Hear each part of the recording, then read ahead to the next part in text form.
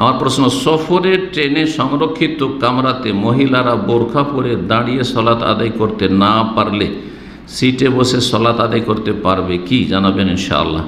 সাধারণত ট্রেনে দাঁড়িয়ে সলাত আদায় করা যেতে পারে। ট্রেন বেশি ঝাঁকানি খাই না, ট্রেনে যতটা চড়েছি চলতে পারে। কিন্তু যদি বেশি ঝাঁকানি খায়, যাতে আশঙ্কা থাকে যে আছাড় খেয়ে নেব, পড়ে যাব, তাহলে ফাত্তাকুল্লাহ মাস্তাতাত, যথাসাধ্য আল্লাহকে ভয় করো, যথাসাধ্য আল্লাহকে ভয় করো। তখন বসে পড়া যাবে, বসে পড়া যাবে। তার আগে জেনে নিতে হবে যে সামনে স্টেশনে ধরেন একটা জংশন আছে, সেখানে 15 মিনিট থামবে, 10 মিনিট থামবে, আর সেখানে সলাতের রক্ত থাকছে, আর সেখানে আরামসে আমি 4 রাকাত নামাজ পড়তে 7-8 মিনিট লাগবে, আমি পড়ে নিতে পারবো।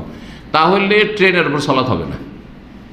বাহনের উপর কিবলা ঠিক থাকলো না, তারপরে দাঁড়ানো ঠিক থাকলো না, আর আপনি সময় হইলো আর আপনি ট্রেনে সলাত পড়ে নিলেন, বাসে পড়ে নিলেন, অথচ বাস স্টপেজে বা ট্রেনের স্টেশনে গিয়ে 15 মিনিট থামবে, 10 মিনিট থামবে, সেখানে নেমে নিচে নামাজ পড়তে পারবে। বলছে নিচে ভালো জায়গা না, যে কোনো জায়গায় নামাজ হবে, যে কোনো জায়গায় নামাজ হবে, কোনো অসুবিধা নেই। আপনি কিছু কাপড় চোপড় বিছিয়ে দেন, আর না হলে এমনি মাটিতে নামাজ পড়েন, কোনো অসুবিধা নেই। নবী সাহাবায়ে কেরাম মসজিদ নয়তো মাটিতে নামাজ পড়তেন। জি, যতক্ষণ পর্যন্ত আপনি পুরোপুরি দাঁড়িয়ে শর্ত পূরণ করবেন, কিবলা ঠিক রেখে সালাত আদায় করতে পারছেন ওয়াক্তের ভিতরে, তাহলে আপনার জন্য দাঁড়িয়ে পারবেন ফরজ, আর বসে পড়ছেন জায়েজ নয়। ওয়াক্তের ভিতরে নেমে আপনি কিবলামুখীও পড়তে পারছেন, আর আপনি আউয়াল ওয়াক্তে উত্তম।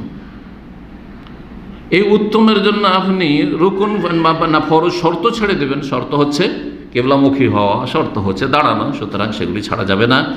এইভাবে নামাজ হবে না। কিন্তু যেমনটা বললাম যে দীর্ঘ সময় ধরে ট্রেন চলছে, আর ট্রেনে ঝাঁকানি খাচ্ছে, দাঁড়িয়ে পড়াও যাবে না, আর নামাও যাবে না, রিস্কি আছে। অনেক সময় নামলে, একা আছেন হয়তো, নামলে মাল সামান চুরি হয়ে যাবে, এইটা একটা কারণ যে নামবি।